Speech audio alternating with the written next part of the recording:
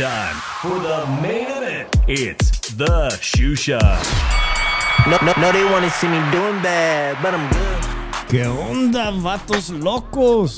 Damas y caballeros, it's your boy Dave in the 702 coming back at you for that Monday boxing recap known as the Tszyu Shine. Joining me all the way from the city of brotherly love, Philly Irish, Drew Evo. ¿Qué pasa, homie? What's up, Dave? Good to see you on a Monday night, Drew. A horrible weekend for sports fans like me. Well, especially a big fan of the San Francisco 49ers, who just about every Niner fan is debating whether the season is over. And I'm sure Drew probably, who picked it right on our football show, probably has a very strong opinion if my football season is over. You know what, Dave? Yeah. I was off by 1 point with the Green Bay game. If they would have won by 3 points, I would have won money. And they only won by 2. Well, what about all those Bakram Martazelia fans for the boxing world? Of course, we're here to talk about boxing this weekend. A major upset. Who put money on Bakram and why didn't you? But of course, everybody's got to play Monday morning quarterback and look at the situation. Well, Drew and I are here tonight to talk about what went wrong. How did Tszyu get the beatdown of his life in front of his father? Of all things, Drew, you know, it was 11 years since senior Tszyu, first ballot Hall of Famer Tszyu, came to see his son fight. And of all things, that happens. Drew, a lot of people got daddy issues. A lot of people have daddy issues. I got daddy. I don't talk about my daddy issues. Did that have anything to do? 11 years and your dad's never seen you fight. He wasn't even at the fight where you won the world championship. Now you're coming off the biggest loss, the only loss of your career. Your dad is there. I mean, there's a shitload of reasons why I think things went the way they did, but you think the dad situation had anything to do with his game plan coming in there with a rather, cocky, perhaps arrogant game plan? No, I thought he was actually outclassed. Yeah, well, we'll get to that. Let's get to it. Let's jump right into our analysis of what went wrong. We're talking about Saturday night at the Caribe Royal Resort in Orlando, Florida. First and foremost, shout out to the Fight Doctor just joining us. First and foremost, Drew, I live in Las Vegas. Fight week in March, D-Style Boxing here on YouTube, and I had some really good experiences being there for the Tszyu first fight in America. Everything went wrong that night in March, but Tim was set to become an American star from Australia, the like his father had done before, Drew. And shout out to Keith One-Time Thurman, who I think did a fantastic job of analysis on the microphone this week. Shout out to Keith One-Time. Because of Keith's injury, who I thought, Tszyu probably would have won that fight handily based on the age of Thurman, although Thurman's probably a better boxer. I think now we could probably say maybe Thurman is a better boxer than him. That went wrong, Drew.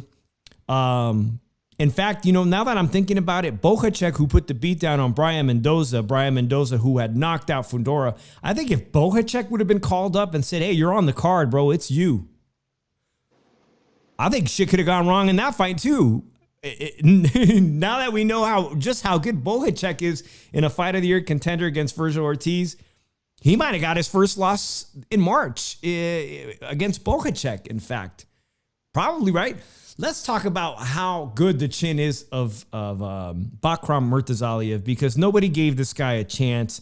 There was very limited tape, Drew, and I started to do a lot of analysis over the weekend. What did Tszyu and his team not see? Why did they think they could easily beat the IBF champion?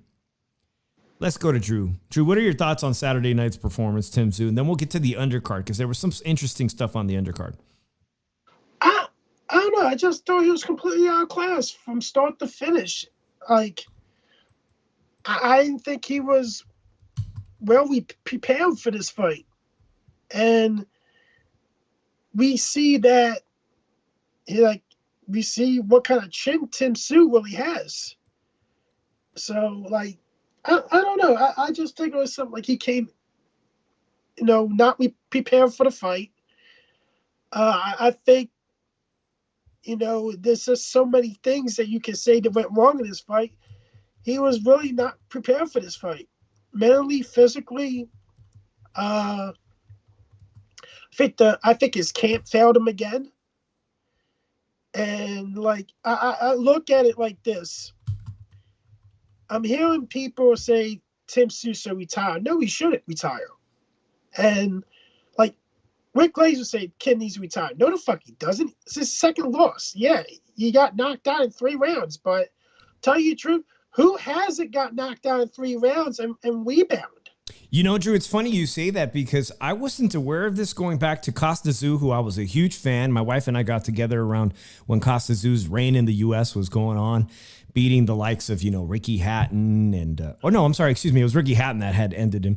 But, we watched this meteoric rise to fame here in the U.S., Tszyu, Drew. Tszyu sustained a serious knockdown. He was knocked out pretty viciously and then went on to win 13 in a row, including a win over Mexican legend Julio Cesar Chavez. It was only after he got his ass whooped and knocked out that he went on this historic rise, launching him into a Hall of Fame career. And that's something that happened to Tim Tszyu's father, Tszyu. This was an epic beatdown on Amazon Prime, of all things, the debut of free PBC on Amazon Prime. There was a lot of people that are close to us, Drew, including Gil Falkenthal. Shout out to Gil, nyfights.com. That was privy to some of the camp stuff going on right here in Las Vegas because Tim loves Las Vegas. That's the first thing I got to bring up, Drew. Fight week, we find out that they were giving away tickets, selling tickets for $1. That's how badly they needed to move tickets. And why did No Limit Boxing, I have to question, when you had such a good success here in Las Vegas, filling up the T-Mobile Arena, I mean, the home of Canelo Alvarez, and you had a good showing with him as the headliner, why on earth would you take the show to Florida and then just kill the gate? I mean, you not only did you set your fighter back potentially 1 to 2 years in the biggest beatdown of his life, but you made no fucking money off the damn show, giving away tickets. I mean, I could see the empty seats. That's the first miscalculation. You've already started to build. You were in the fantastic, bloodiest fight of the year. Bloodiest. I mean, we're on horror. It's horror. Right now we're on Halloween. It was a horror fest, right, guys? Horror fest, the fight between him and Fundora. But that shit brought attention to him, not only his name, but it brought a lot of new fans to him on board. And why did you move the fight to Florida? That's the big first red flag I have.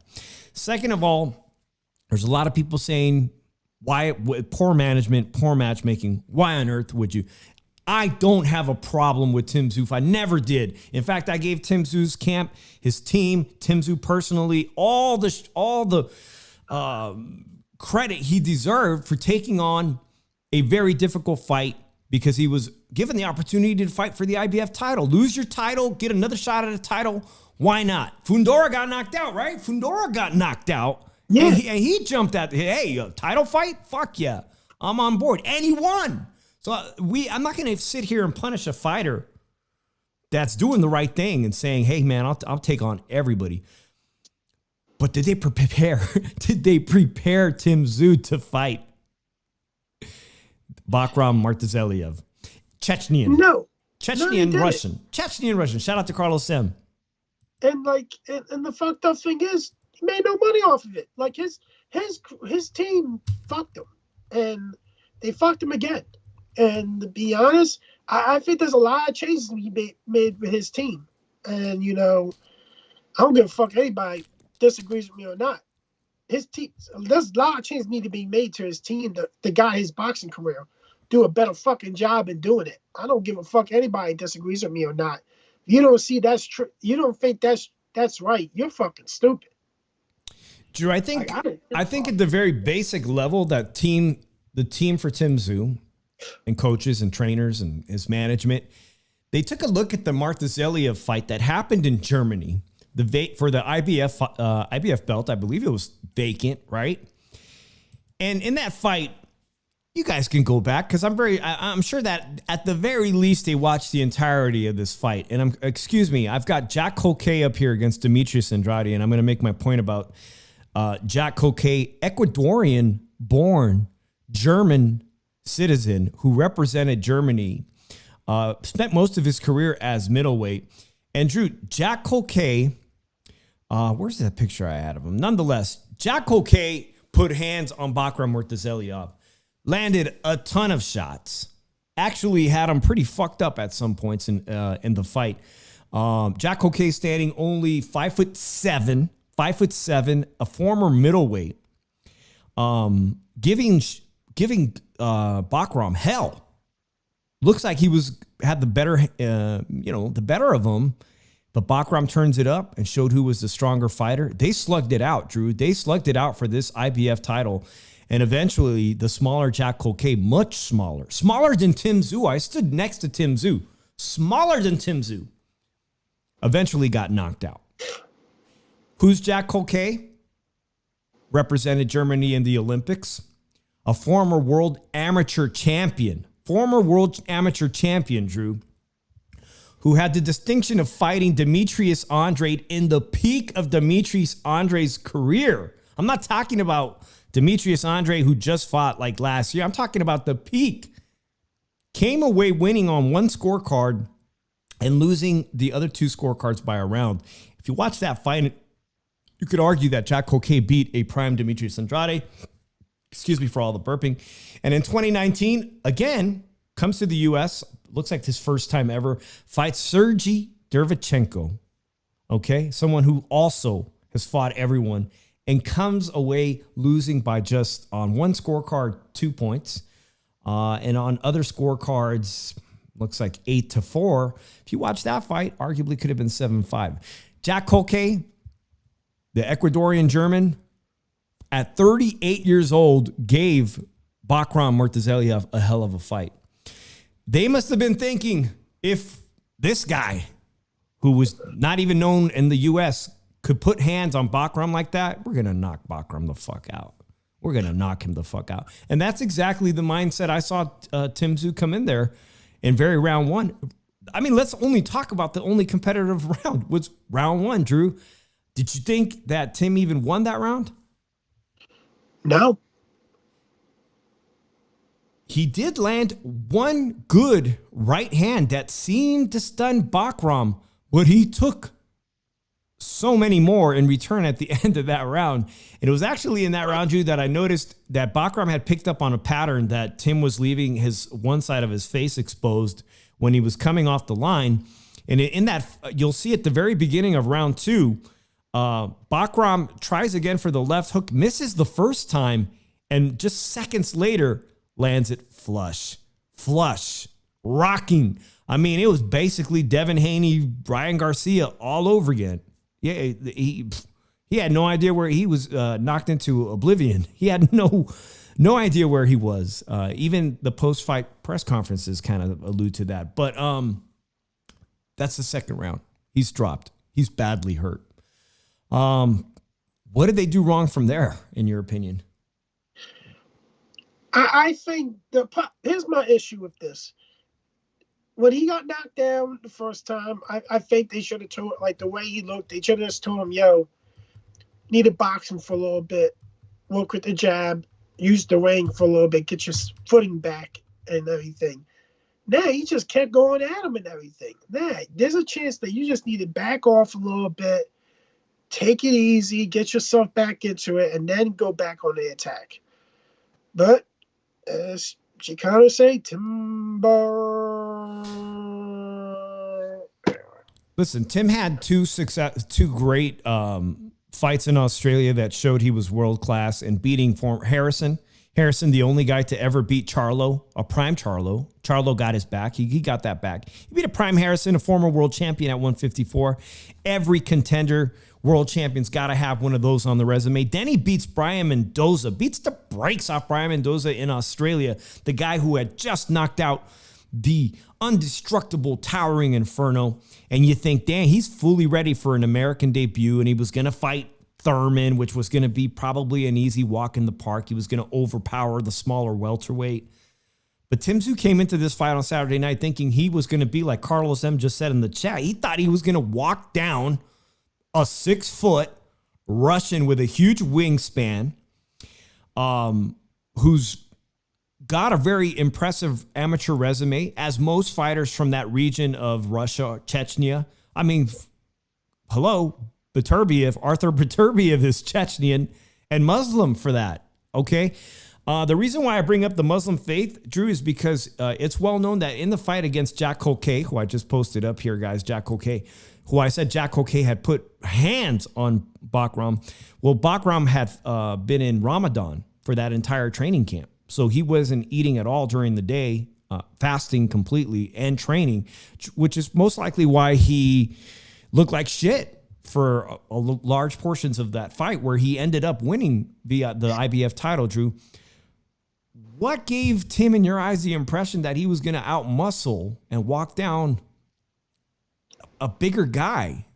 Is it just that he had success with Fundora early on, walking down a tree like that he beat the shit out of Brian Mendoza? I mean, is it just because everybody else that had been in front of him got walked down?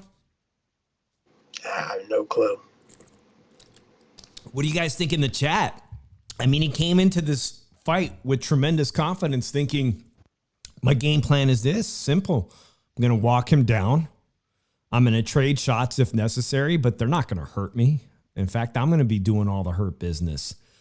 As soon as he gets hurt with that first left hook, where was his corner? Where was his corner with the instruction? Were they screaming? Were they telling him what to look for?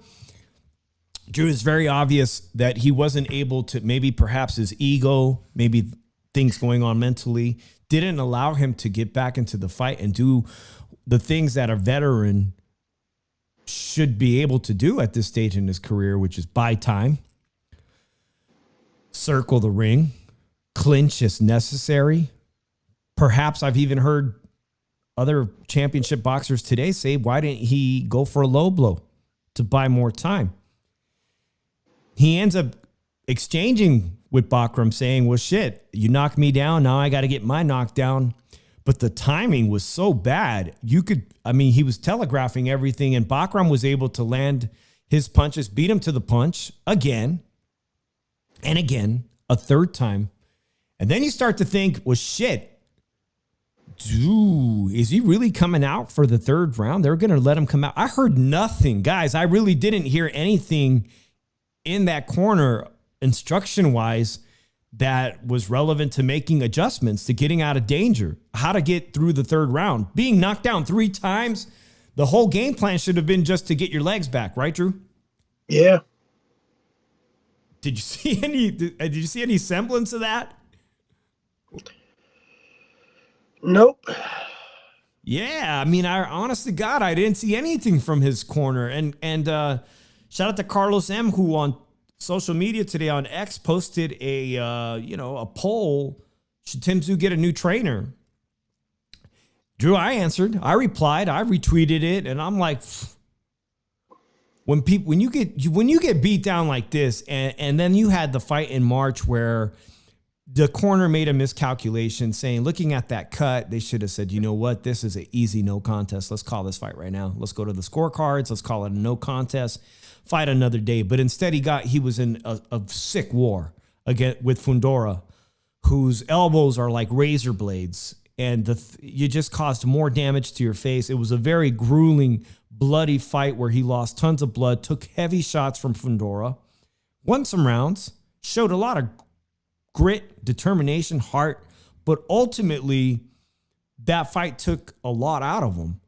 In fact, it may have been part of the reason why the punch resistance looked shot this past Saturday. Maybe he really did need some more time. I mean, Fundora hasn't fought yet, right, Drew? Nah.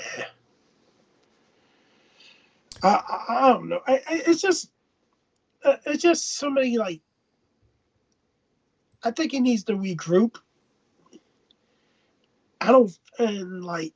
Maybe get his confidence back. Yeah. Yeah. Oh, yeah, definitely.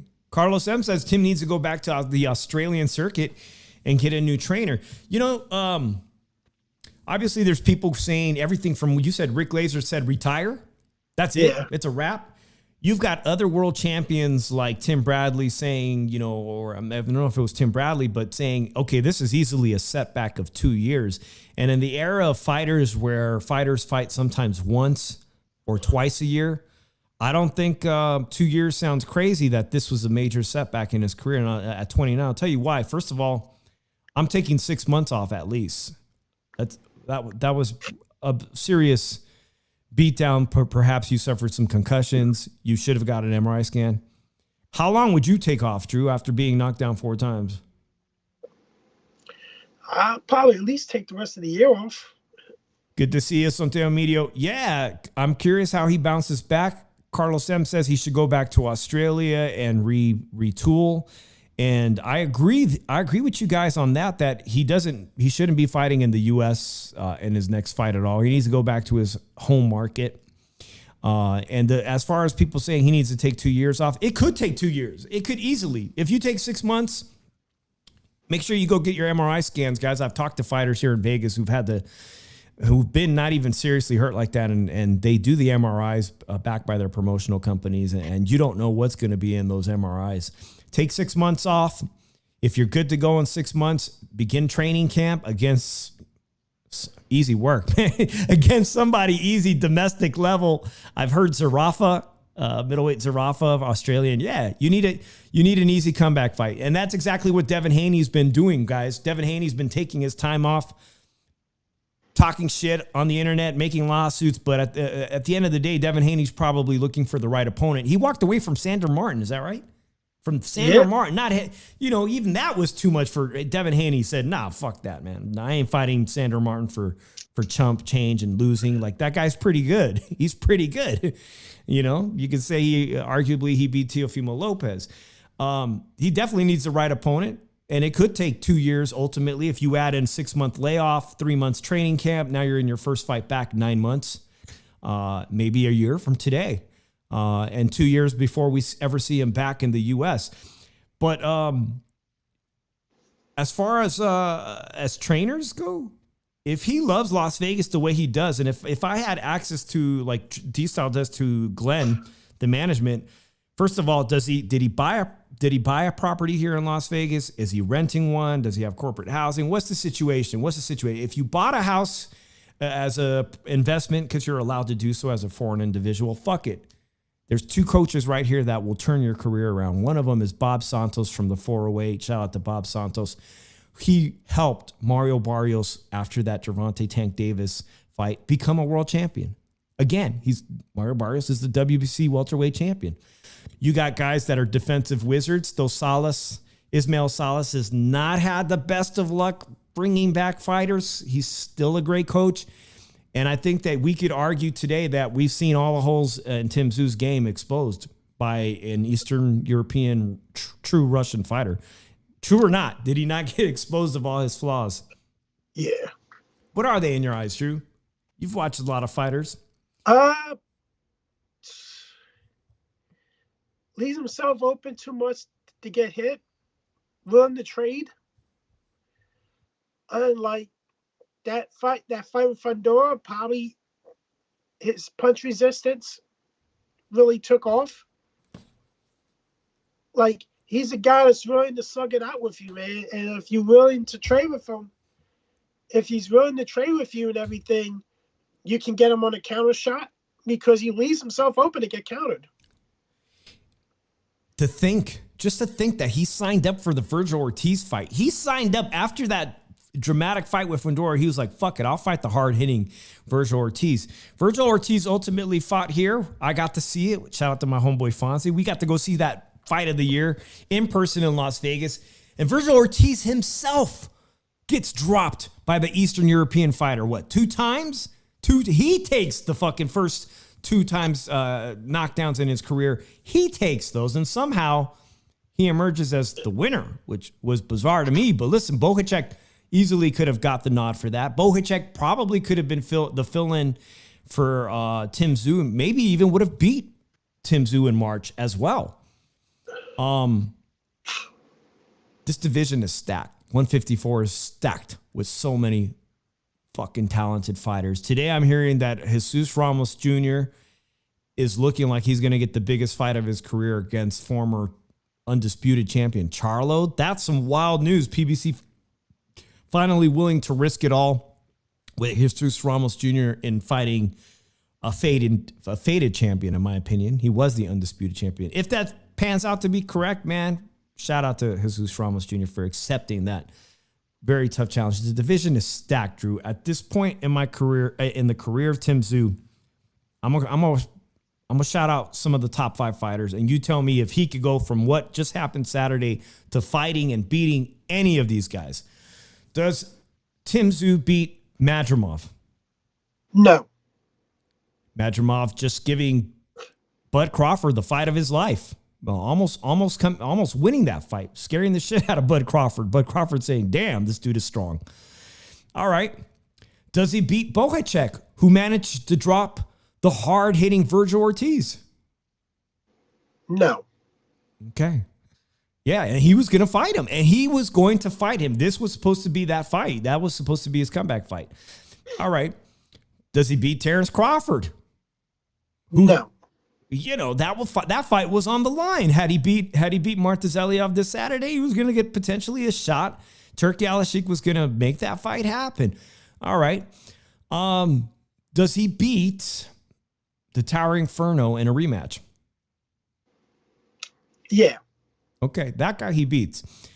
Can he beat youngins like Xander Zayas, who can box? I mean, Xander Zayas is putting on a boxing clinic. He's becoming a complete fighter. Does he beat Xander Zayas or Jesus Ramos Jr.?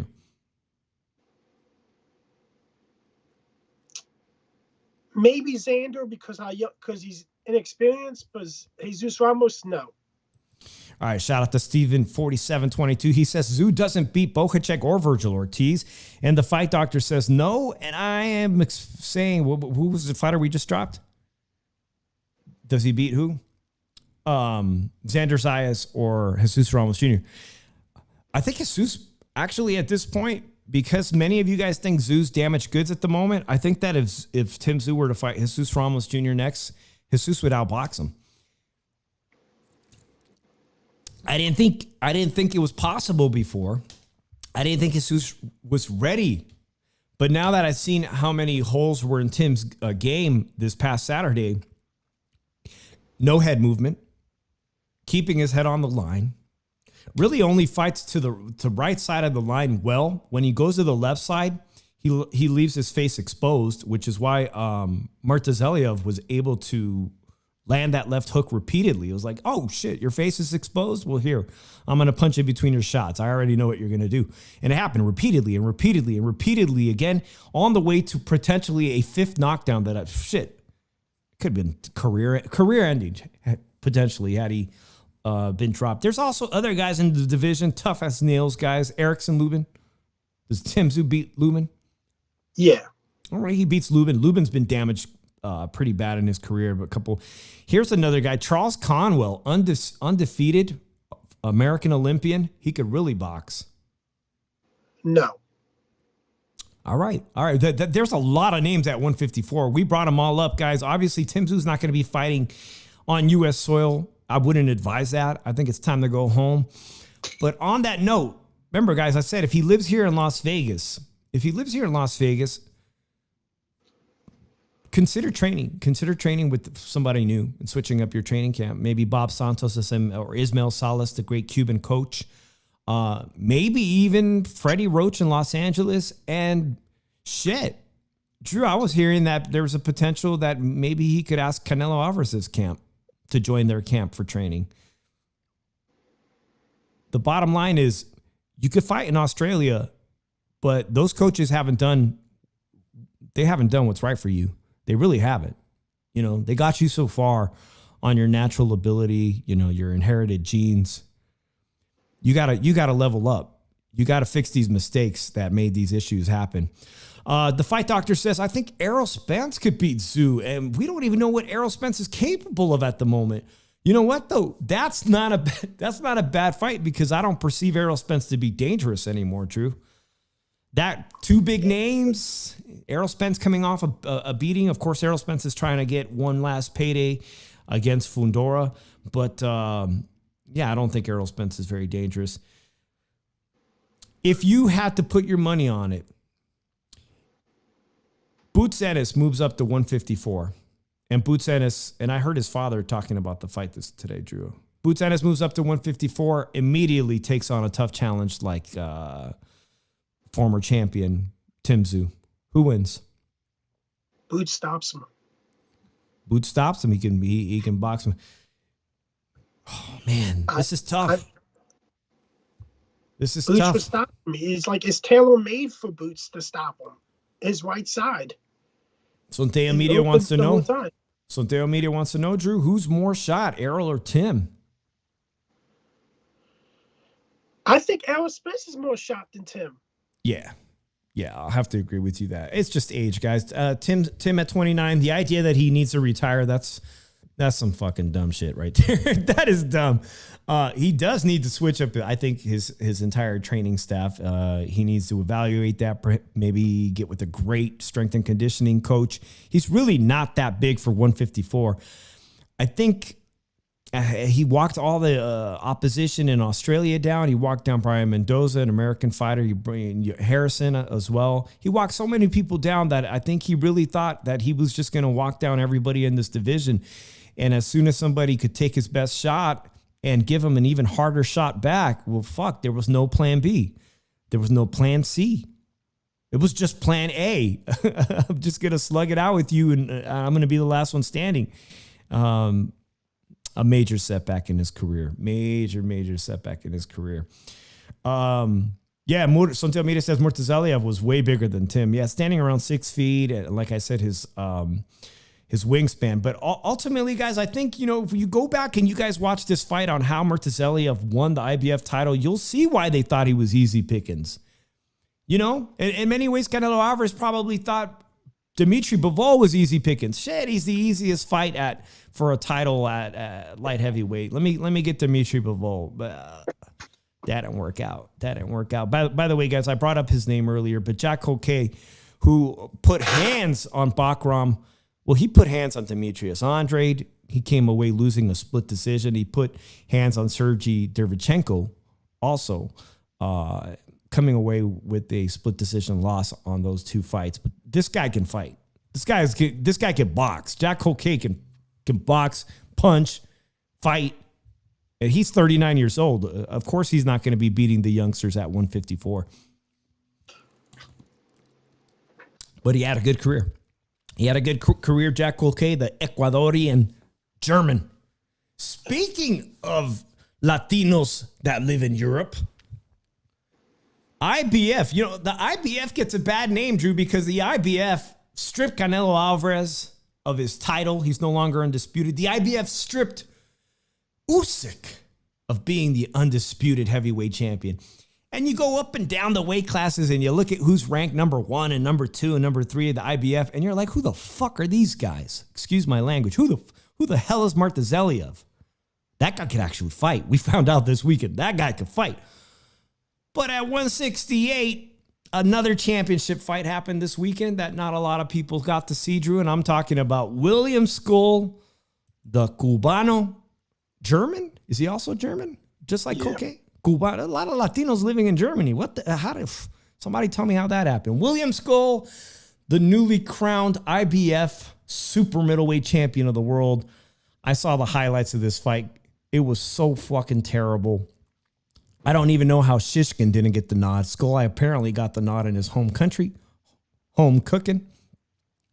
Drew, let me tell you how bad let me just share with you guys how bad this fight was. Because in the 12th round, William Skull almost got knocked out. And somehow he gets the fight. He gets the nod.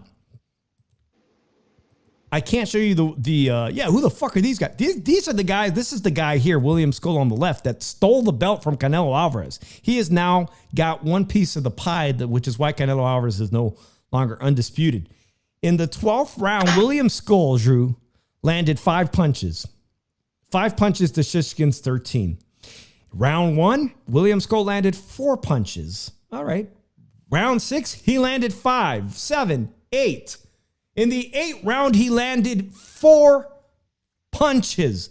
4 fucking punches, and he is the new IBF champion. How is this guy better than Jaime Munguia, Caleb Plant, the former IBF champion? How's he even better than the Puerto Rican Berlanga? He's the new guy with the belt, guys. And this is why people hate the IBF. They strip the guys with the real talent, and then they give it to, well, in most cases, I think they did the right thing. I think they've got a real champion, Murtazaliev. I think at 154, I think you guys found the right one.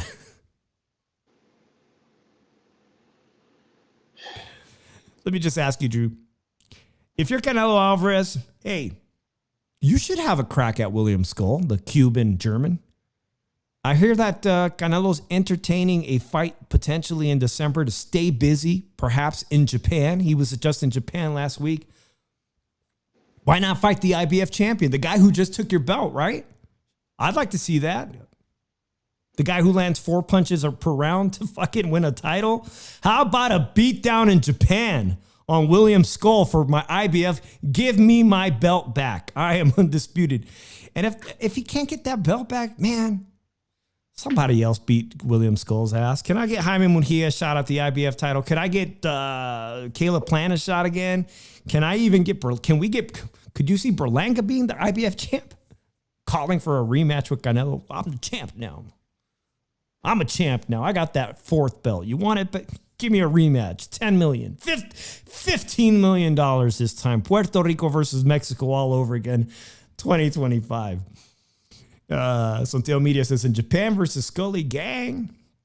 Yeah, and Carlos M says, they stripped Crawford and gave it to Boots, right? That's why Drew is staying quiet. Was that the IBF as well at 147, Drew? He said he had desires to move to 154, so. That is true, Carlos. Yeah, I mean, Crawford is not at 147 anymore. Everybody got that title via email, right? I mean, it wasn't just Boots. Didn't the WBC also award Mario Barrios? Oh, you're full champion now. Here's the email. Who else did they give it an award to? Didn't Stanionis? He also become the full champion? I mean, the welterweight division is a joke upon itself, guys. Come on, that's not one of the best divisions right now. Neither is the middleweight division. Who's the IBF middleweight champ? I forget. No fucking clue. Yeah. Fight Doctor says, I respect the IBF more than the other sanctioning outfits only because in order to get a title shot in the IBF, you must fight. No hand-me-down mandatories. Fight Doctor, it's a great point. There is some respectable things about the IBF, and that's one of them is the fact that they don't allow weight bullies like Devin Haney. Yeah, I said it. Devin Haney, just one of the guys that comes in 25 pounds heavier on Fight Night, True. IBF, Murtazaliev, you get 10 pounds. That's it. As big as Murtazaliev looks, he looked like a middleweight. You could probably say he even looks like a super middleweight. He looks at least as big as middleweight champion Janibek. He looks at least as big as Janibek. You can't be more than 10 pounds over as a champion, or I think for any IBF sanctioned fight, 10 pounds rehydration limit. I think that's a great thing. I think all of them should be on board with that. Right? Yeah. Well, Carlos says IBF isn't consistent. When old Spence faced his IBF mandatories, never. Yeah, that's the way it is with the sanctioning bodies, guys. So I'll ask you guys, is there anybody here in the chat that thinks who should be the next opponent? Do you have an opponent in mind for Tim Tszyu at this point? Take a nice vacation. Wally Coyote says Haney's a weight bully for now because he's still young. All right, speaking of San Francisco, my hometown, Devin Haney fought the most brilliant fight of his career. He did weigh 25 pounds over. He beat Regis Prograis, took that title, Drew, became champion. Regis Prograis is back. We got boxing this Wednesday. We have a very interesting fight because if I remember correctly, Yoshida was on that San Francisco card with Devin Haney. A Japanese New York fighter, Yoshida. I think she's in her late 30s, Drew. Fights out of New York. Metcalf is the fighter trained by a good friend of our show, In the Ring with Christine, Olympic boxing coach Christine Lopez. Shout out to Christine. And on one of my favorite things on YouTube is Wednesday Night Fights, Drew, the rematch, Yoshida versus Metcalf. Now, you guys are probably like, what happened with the first fight? Metcalf stole the title from Yoshida. Got that title. She wins, right? Yoshida, after getting her ass handed to her by Metcalf, 3 weeks later is a random last-minute opponent to Miss Pregnant Ebony Bridges. At least that's what they say. Ebony Bridges is pregnant. Ebony Bridges gets her ass whooped in San Francisco and decides it's time to make babies with, I don't know. Who did they say she's having a baby with? I think I heard, not Amir Khan, the other guy. They say Kell Brook is the baby daddy. Who knows who the baby daddy is? The point is, Ebony Bridges got her butt whooped and lost her title, bantamweight title, IBF, right? 118 pounds, I think, bantamweight, whatever, 118-pound title. That is in the hands of Yoshida now, and now for the rematch, Metcalf has an opportunity to take that title again. Sonteo Media says Ebony is having twins. Congratulations. Chris Mannix knocked her up. What the I thought Chris Mannix was with that other Sinisa Estrada. We got our fighters all. We don't know which fighters are getting pregnant by which analysts. Drew, a great Wednesday night fight in New York, brought to you by in association with Lou DiBella, the rematch, guys. So everybody, I know you guys are going to be watching. Please, if I see you in the chat, I don't usually chat on ProBox because there's a lot of trolls, but if I see any of your names in the chat this Wednesday, I will say what's up. Yoshida versus Metcalf, too. Let's support our girl In the Ring with Christine. May the best woman win. This is for the IBF. Speaking of IBF, bantamweight title this Wednesday on YouTube, free. All right, Drew, this one's going to be interesting. Let's hear your pick. Is Regis Prograis washed up? We find out this weekend. Regis has fought so many times in the UK. Here it is. Catterall, who I think beat Josh Taylor, man. I think he beat Josh Taylor. I also think Regis Prograis beat Josh Taylor. Is Regis Prograis completely washed up? I think he turned 35 in between camps. Today I was hearing he said he had a lot of excuses to his loss against Devin Haney. Is it time to move on from the excuses and just, put on a great fight? I think Prograis is going to win this fight. I'm picking Regis Prograis to beat Catterall. All right. And why? He has a gas tank issue, Jack Catterall, too. He's got a gas tank issue. In that last fight in San Francisco, he said a lot of stuff. Regis Prograis alluded that there was a lot of stuff going on personally. He said he also overtrained, which as an older fighter, that could really be detrimental to overtrain. To have too long of a training camp preparing for Devin Haney, actually. He's like, he had a variety of excuses, Drew, but let's be real. Jack Catterall's the younger guy. He's a slick southpaw. Reminds me a lot of the way Sandor Martin fights. And I hope Regis Prograis. I mean, I always got to root for the American, but I'm having a hard time believing that maybe it's not the end of the career for him. What makes you think he's going to be? Is it just the gas tank on Catterall? I think he can. I think the thing about Regis is more of a threat to hurt somebody than Josh Taylor is. And I think Catterall does tend to leave his hands down at the wrong time, and Regis can counter him. And it can really hurt him. I just don't, and I think I really think that Catterall might want into something in this fight against Prograis. Everybody's probably picking Catterall to win this fight, but I think Regis Prograis is gonna beat him. Yeah. Oh, man, that's a tough one. Shout out to Jimenez Video Productions. My team, the Niners, took a tough one against the Kansas City Chiefs. And this week, it looks like Las Vegas Raiders are going to have their hands full again with Mahomes. Can somebody just tackle Mahomes and not miss the tackle, Drew, please? Can they, like the old school days when they used to just run over quarterbacks? Can somebody, maybe that, what's his name, that big old white boy on the Raiders team that the Niners won, maybe he'll get the sacks this weekend. That would be definitely nice. All All right, Drew. We talked about the Tszyu ass whooping was a shock to a lot of people. A lot of people, he was a big underdog, but he announced his name on the big stage now. So I got to ask you before we go, what's next for Bakram Martuzeliov? He doesn't have much of a big personality. He's not an American. He needs a translator. It's not like he's flamboyant like a Raleigh Romero. How does he get a big fight? Is it going to be Turki Al-Sheikh, who might say he's my Muslim brother?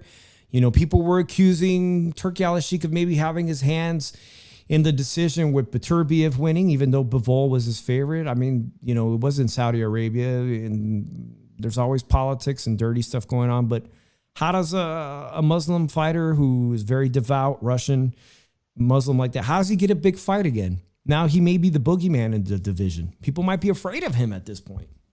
Probably. I think he might have to reach. I think somebody's got to reach out to offer him money for a big fight. Offer him a big fight, but I think he might be avoided. Hey Drew, who's the white boy on the Raiders? The Niners wanted the defensive player. I had his picture last week. His name starts with a C. He's got You're talking about Crosby? Crosby. Yes. Can Crosby please? Good luck. You're not getting them. No, but I'm saying this week when the Chiefs played the Raiders, at least can Crosby get the sack? A couple sacks? Can he just? You know what, Dave? You got to shout my Eagles. We held the Giants to 119 total yards on offense, and we got a blowout win. We blew them the fuck out. That tell you the truth, that's what I thought your team would win. I mean, I shouted them out. I picked the Eagles to win against the Giants. What didn't work out for them was the Jets, but we're getting off topic. And guys, by the way, we will be coming back with some Thursday night tailgate talk. As we approach almost the halfway season mark. Wow, it's moving fast, Drew. 8 fucking sacks. All right, who do you want to see? This guy, Bakram Martuzeliov, one last big shout out for doing the unthinkable, whooping. Not like I said, he beat the crap out of him. Who do you think he gets to fight with next?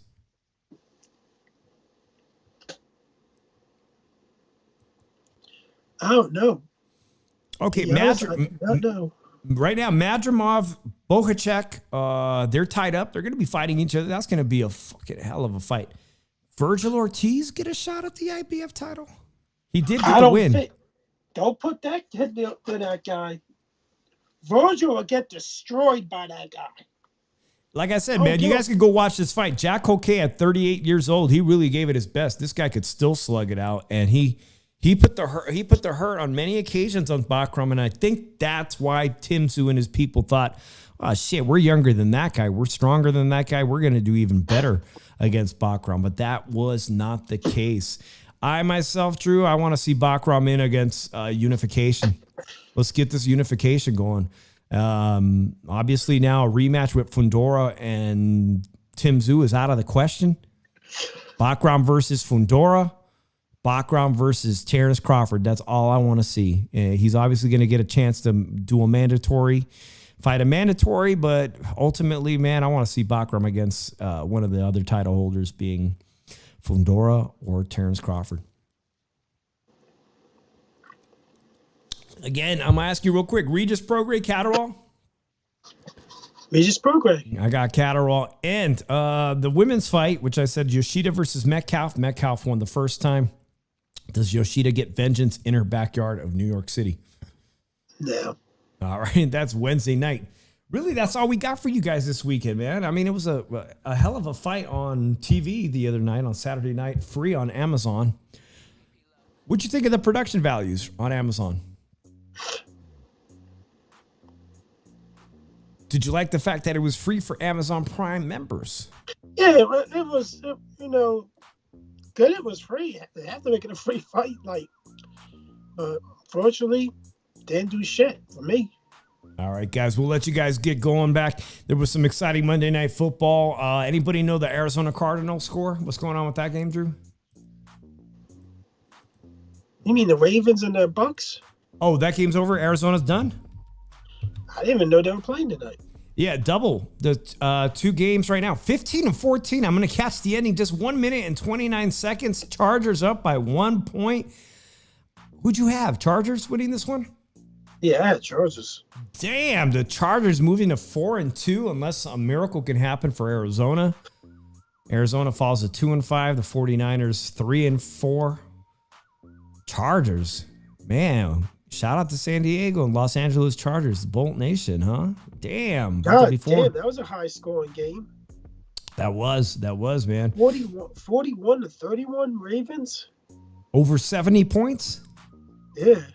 Wow. That's playing some offense on both sides of the, yeah. Shout out to them, man.